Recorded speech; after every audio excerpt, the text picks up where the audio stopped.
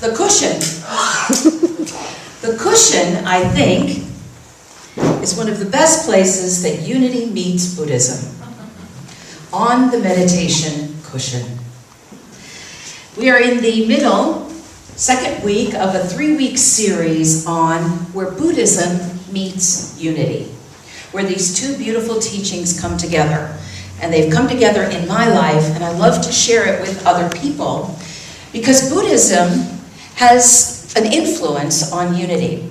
I shared last week that back in 1893, Charles and Myrtle attended the World Parliament of Religions. So they would have been exposed to Eastern teachings. And we further know that they were influenced by that because in the magazine where they sold many brochures and books back in the day, they sold brochures from Swami Vivekananda. So there was an Eastern influence on the Transcendentalists who influenced unity and directly on unity. And then over the years, there's been such a greater awareness of the Eastern teachings and how similar they are in many ways to what we do here, that more and more of that has started to become aligned. We've brought the two together in ways, yet they are different in some ways as well. And where they meet for me is right here on this meditation cushion. Because both Buddhism and unity have meditation at their core. It's a very important, critical teaching. It's important to our lives. It's this beautiful, natural thing, and yet it's one of the hardest things to do, isn't it? Meditation practice. And I don't know about you, but I like to talk about it, and I like to read about it.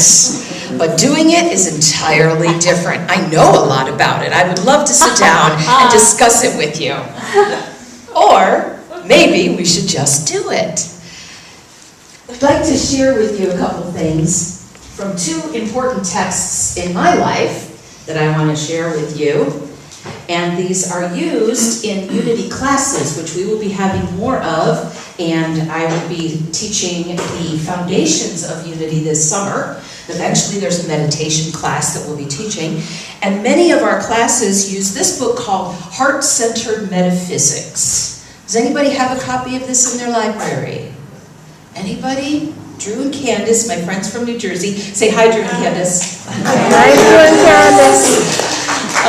So they have it. Well, you will be getting familiar with this book because you will see it used in a lot of classes. And it's heart-centered metaphysics, bringing together the heart and the mind of what we know to live a more effective, love-filled life. And this classic, Meditation for Dummies. Why not, right? This, believe it or not, is the text for the meditation class that we will teach through unity. It's a wonderful, wonderful book. You know, don't knock it. I love these dummies books. They're great. And I'd like to read a couple of passages to show you just how similar we can be. From the Meditation for Dummies book, it says that meditation is the practice and process of paying attention and focusing your awareness. Pay attention, focus your awareness. Very, very simple, not always so easy. It's about our awareness. And Charles Fillmore says that meditation is continuous and contemplative thought, focusing our thoughts.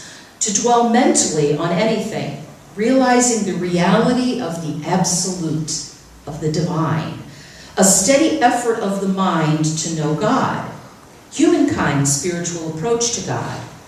The purpose of meditation is to expand the consciousness Christward, or upward, or inward, or to divinity, to bring into realization divine truth, to be transformed in spirit, soul, and body by the renewing of the mind. Meditation is the practice and process of paying attention and focusing your awareness. It's about mind training, because the mind, left to its own devices, gets very caught up in pretty things in the outer worlds. What's happening out there. And that has its place, but everything in the outer starts in the inner world. So the more that we can understand this inner world and connect to it, the more effective we are in demonstrating physically into the outer world. And the intersection is in the mind. It's in the mind, through the thoughts that we're holding, through the prayers that we're saying, through our actions. But everything starts in divine mind. That there are unlimited ideas in this world. Think about this room filled with a million little dots, and that doesn't even begin to do it. Divine idea of everything, and then which one am I going to pluck out of this beautiful offering to demonstrate? Flower. Flower is a divine idea until you decide that it's a tulip, and you plant the tulip and you express the tulip. And so it is with everything in our world. And when we can meditate, we can start to work more effectively. It really is like physical exercise in that way. It's just a perfect analogy. That if I want to use this body more effectively, I work and build the muscles. I stretch. I strengthen my heart through cardiovascular. I do all of those things so that this vehicle is more effective. And if I can work with this mind, then I am more effective in how I am creating my life. So I start with God. I start with the divine. I start in the silence where everything comes out of. And that takes some practice. Because we want to just hurry off. Okay, here's something to do. Boom, there we go. And have we even stopped to think? Have I set an intention? Have I visualized what it is that I want to create? Or am I off and running? So this time on my cushion is my meditation time. It is my spiritual stretching, my spiritual muscle building. That's what I do this for. Not for itself so much, but for what I can do when I get off the cushion. But it is also really wonderful when you're on the cushion too. When you finally do get into this flow of it, it's like getting a massage. The massage is wonderful and you enjoy that hour, and then you have to get up off the table and you have to go out and live the rest of that life. So that's why we meditate. The why of meditation is, well, gosh darn it, it's good for you. Like this. And there is so much about what is good for it. I'm reading again from the Introduction to Meditation book, and it has this bulleted list that is repeated exactly in the Unity book, another intersection. So what are some of the benefits of meditation that you all know so far? Stress release. Stress release. Focus. Focus. Help you to relax. Help you to relax. Lowering blood pressure. Lowering your blood pressure. Sleeping better. Sleeping better. Peace. Feeling of connection. Feeling of Connection. Connection. A feeling of connection. Yes. Release pain. Release pain. It helps reduce pain. Anybody had luck with meditation and reducing your pain? Talk to Sheila. Talk to Sheila. She knows. She's one of our experts on that. Yeah, there's this beautiful list, what it does for us spiritually, and then also focus, concentration, reducing stress, anxiety, clearer thinking, less emotional turmoil. Who's in favor? Less emotional turmoil. Cholesterol, blood pressure, better creativity, more joy, love, spontaneity, glimpses of a spiritual dimension of being, glimpses of the divine. This is like, the perfect medicine. It helps you physically, emotionally, and spiritually. It hits on all levels, and it's so good for us. So why don't we do it more? Anybody feel that they're doing the right amount of meditation for your life? Who could use a little more meditation in your life? What stops you? What gets in the way? Time. Yeah, time, boy, it's a tricky little thing. You don't have time. And I believe it was the Dalai Lama, who said, when he looks at his daily calendar and he says, oh, I have so much to do today, I must meditate twice as long. Counterintuitive. So it gets in the way, this thing called time, which is why most of us have found that if we do it right in the morning before the day takes us away, is one of the times that we can do it, even if we wake up 1 minute earlier. I like to tell people, start with 1 minute if you're struggling. Start with 1, and then check the box and say, I did it today. So my gift to you today is, you're mine. And so I've got the time, and I'm in control of the time for today. So you have no excuse. You don't have to fit this into your schedule. Let me fit it in for you. Let's meditate. What we'll do here is I will gently guide us in, and then every so often I will remind you if your thoughts have taken you away, which they will, which they're supposed to, which is okay. When I notice my thoughts doing it or sense it out in the room, I'll say a few words and bring us back. And that is the strengthening of your meditation muscle. I was so relieved to find that out, that I wasn't failing when I would have the monkey mind. Oh, I can't do this, my mind keeps thinking, and I have to stop it and bring it back. And I learned, oh, that's actually what you're supposed to be doing. That's when you've built the muscle. So congratulations ahead of time for all the little thoughts that are going to distract you, because that's what they're supposed to do, because this may be the first time in a long time that you've sat down and actually let them come up in a place where you can be aware of them. Remember that meditation is about an increased awareness of right where you are. We bless it all. And we will spend 10 minutes together. It won't kill you, I promise. 10 minutes together, and I'm going to be using my meditation app, which is now, giving me an ad. So I'm going to use my meditation app to give us 10 minutes. It will ring a bell to come in and a bell to come out.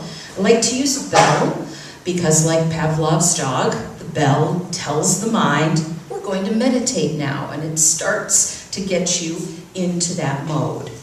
And so you can trust the timer, as Deepak Chopra says on all of his meditations. You relax, I'll mind the time, and we will come out together. I invite you to gently close your eyes if it's comfortable.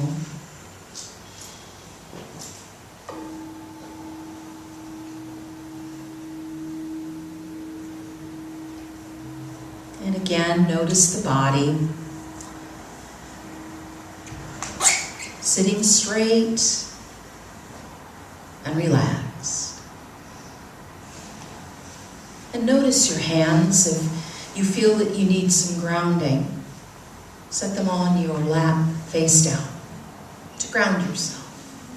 If you feel that you're a little all over the place right now. And if you feel that you could use more energy, more upliftment, turn your palms up. And you may choose to do a mudra of the first finger and your thumb together. And I now notice that in my body. And I gently let the tip of the tongue touch the back of the lower teeth. And I rest the tongue. I notice that the posture is upright, not slouching, and relaxed.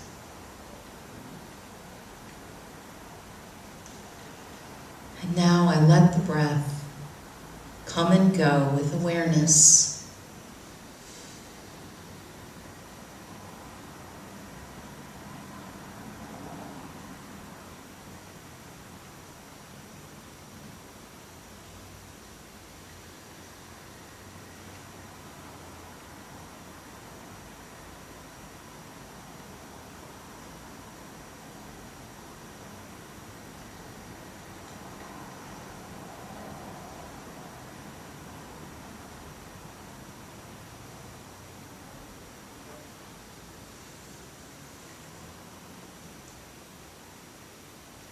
I notice the breath coming in and going out without forcing. And I may choose to count the breaths, maybe to 4, to 10, whatever feels right for me. I breathe in. I breathe out. I breathe in. I breathe out.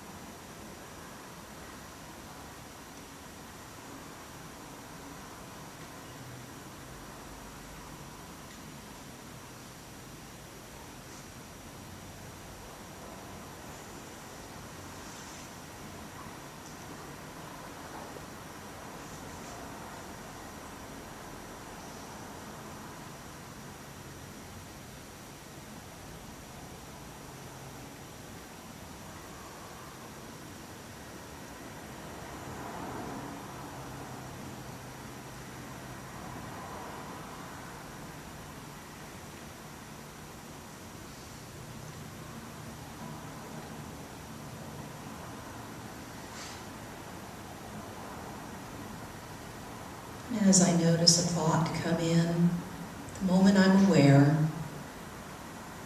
I let it go. It will come back when I need it. I let it float away on a cloud or a leaf, or simply drift away. I come back, and I breathe.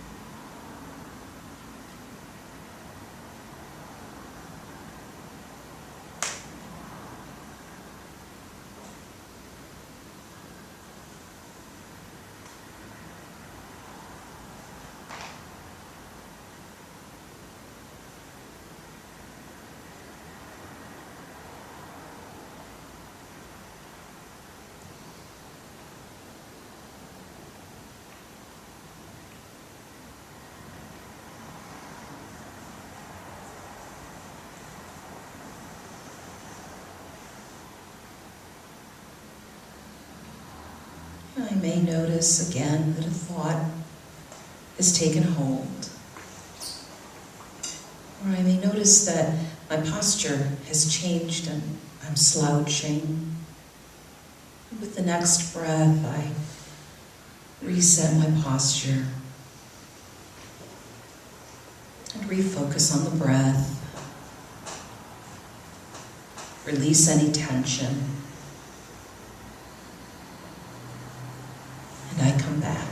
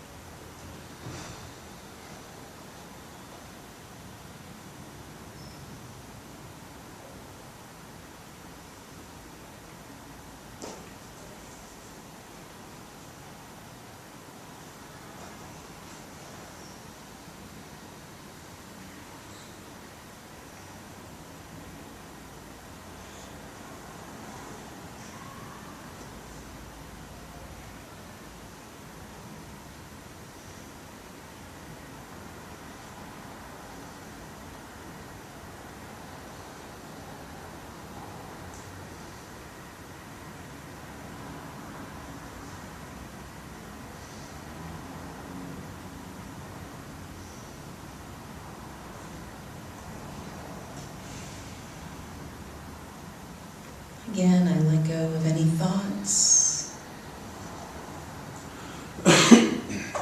And I breathe.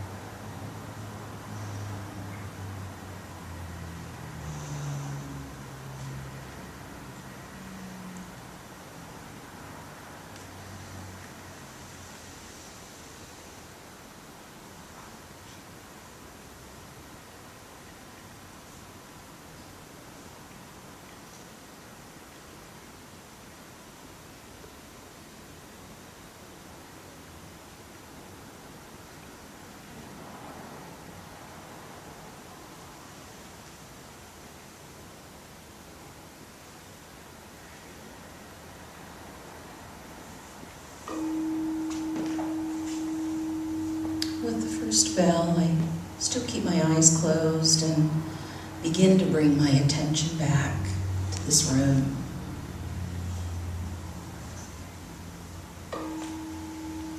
And I begin to move my fingers and toes, physically coming back. And then I notice any impact on me. This kind of realization that I've been in this quiet place and have been shifted. And I put my hands together at heart center and with a gentle bow to the divine within. I am grateful to spend this time with this many people, training the mind to be present and calm. Namaste.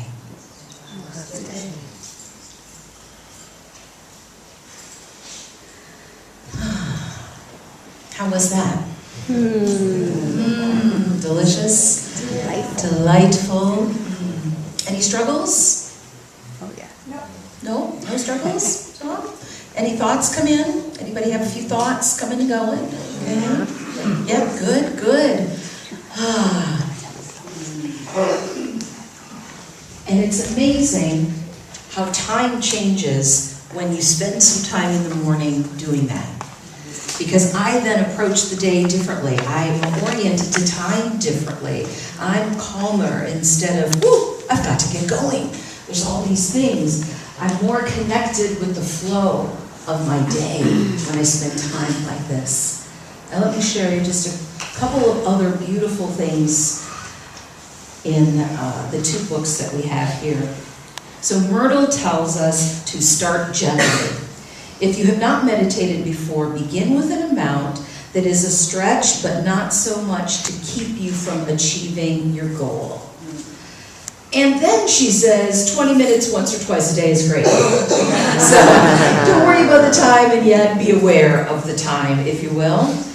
And in the book from Meditation for Dummies, I love this. It says, here's the stages that you're going to probably go through with meditation. First, you're going to get used to sitting still. Then develop the ability to turn your attention inward. Then struggle to focus your attention.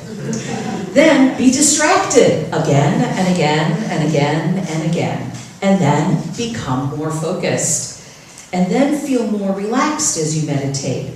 Notice fleeting moments when your mind settles down. Maybe you caught hold of one or two of those moments. I don't always, but this time I did. And then experience brief glimpses of stillness and peace. These brief glimpses, and then you'll start to string more of them together. And that's what opens up for you with meditation. And then finally, from our buddy Charles, a daily half hour of meditation will open up the mind to a consciousness of the inner one, and will reveal many things that are hidden from human nature.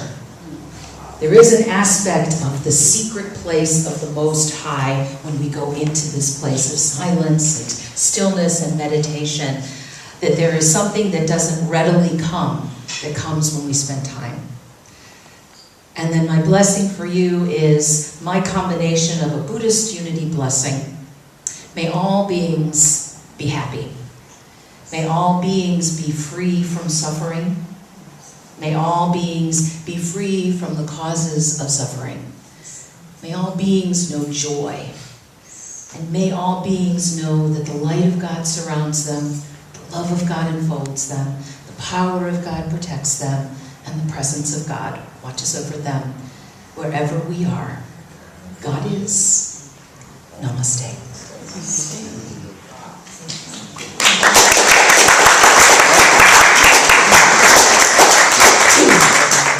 And to take this even further, be with us next week for Bhante Wimala, who will be here, and he is going to teach a class after service. He is a revered monk, so please, no hugs. When you meet him, do a nice bow and take the unity energy and hug somebody else on Sunday. And I really encourage you, if at all possible, to be here. It is such a divine intervention that he lives in Princeton, and when I was in New Jersey, and I happened to be here early on, and he is here. I don't know when he might come back this way again. So whatever you were thinking you were doing next Sunday, cancel it. This is the place that you want to be, to experience Bhante and his beautiful teaching of compassion, meditation, life skills. He has traveled the world. He is a wonderful, wonderful person. So he'll be here for both services, and then he will be doing his workshop after, and he's a delight. And remember that we have meditation on Tuesday nights. So get more of this. I know that when I finally joined a meditation group, my meditation practice got better, easier, and I went deeper. So every Tuesday at 6 o'clock, you can come here and meditate anytime. I hope you'll join us and do that. And now we are going to take our offering in, so I invite you, as you take out your substance in this beautiful blissed out state that you are all in right now, we take it in mindfully. We have now come from an experience of the divine source, and the money that you're holding comes from that same place. That divine source of divine ideas is this gift that you are now offering. We do it mindfully. And as I say a line with our blessing, I encourage you and invite you to say a line after me. Divine love through me. Divine love through me Blesses and multiplies. blesses and multiplies All that I have. all that I have, All that I give. all that I give, And all that I receive. and all that I receive. Thank you, God. And I gently close my eyes to begin this process of meditation, to go within, to reconnect with the divine. I begin by noticing the body supporting this meditation time. My feet are grounded. My hands rest on my lap. The spine is straight. My head is perfectly centered, front to back, side to side. I am alert and relaxed.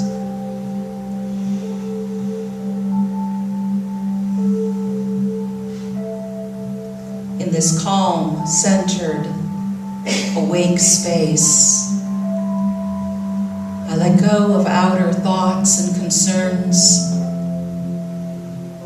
and come back to the moment right here.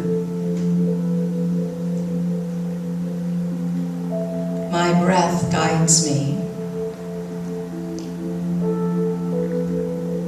I gently watch it come in and flow out.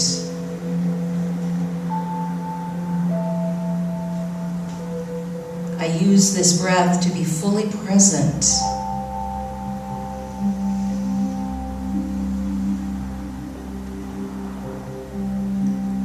use this breath to concentrate on the divine.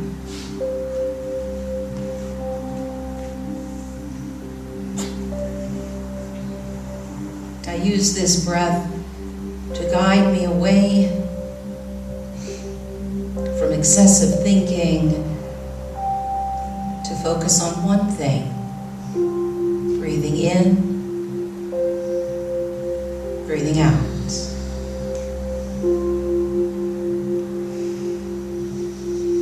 I breathe in, I breathe out.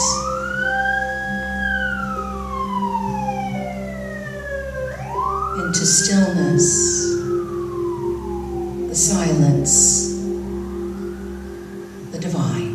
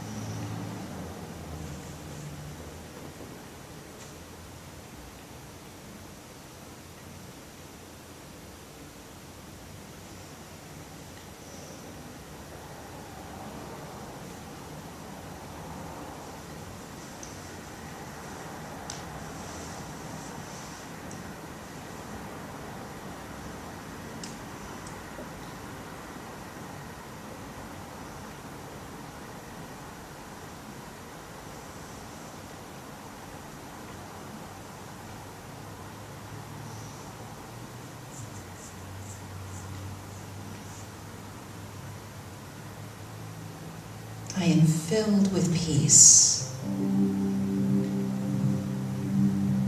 I am filled with light and love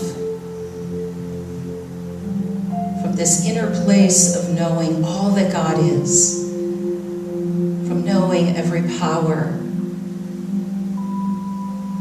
every aspect, every thought, every divine idea. I now go forth and create my experience from this place, from this inner place, from this peaceful, joyful God place.